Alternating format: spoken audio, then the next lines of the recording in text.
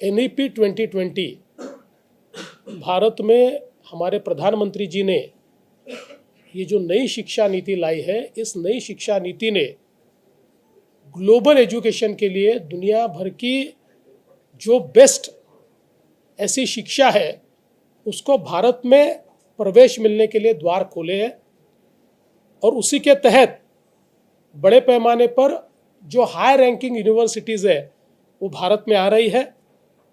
और मैं प्रधानमंत्री जी का और हमारे देश के शिक्षा मंत्री धर्मेंद्र प्रधान जी का आभार व्यक्त करता हूं कि इस प्रकार से उन्होंने एक इकोसिस्टम क्रिएट की है जिसमें बड़ी तेजी के साथ इन यूनिवर्सिटीज़ को यहाँ पर कैंपस सेटअप करने के लिए परमिशन मिल रही है। आज महाराष्ट्र के नई मुंबई में 5 बड़ी यूनिवर्सिटीज़ को कैंपस स्थापित करने के लिए भारत सरकार ने UGC ने LOI दिया है। महाराष्ट्र में हम जो एजुसिटी तैयार कर रहे हैं ये नई मुंबई में होगी। हम लोग 10 यूनिवर्सिटीज़ को यहाँ लाना चाहते हैं। 5 यूनिवर्सिटीज़ अभी करीब करीब आ चुकी है और कई यूनिवर्सिटीज़ से हमारी बातचीत चल रही है। और मुझे लगता है कि इसके कारण वैश्विक शिक्षा के द्वार तो खुले हो ही रहे, लेकिन हमारे जो बच्चे बाहर जाकर पढ़ते थे और कई ऐसे थे कि जो बाहर जाकर पढ़ना अफोर्ड नहीं कर सकते थे पैसे के कारण, ऐसे सारे बच्चे अब मैं ऐसा मानता हूँ कि 1/3 या 1/4 पैसों में वही वर्ल्ड क्लास एजुकेशन हमारे देश में ले पाएंगे।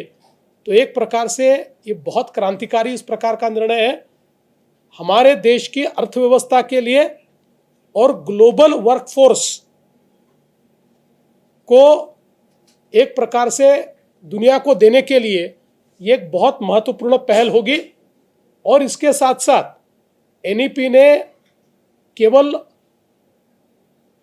यूनिवर्सिटीज़ को यहाँ पर अपना कैंपस लगाने की अनुमति नहीं दी है, हमारे भारतीय यूनिवर्सिटीज़ को भी फॉरेन यूनिवर्सिटीज़ के साथ कोलैबोरेशन की इजाज़त दी है, जिसमें सबसे पहले हमारी गढ़चिरौली की गोंडवाना यूनिवर्सिटी ने वेस्टर्न ऑस्ट्रेलिया की एक यूनिवर्सिटी के साथ अभी टाइप किया है।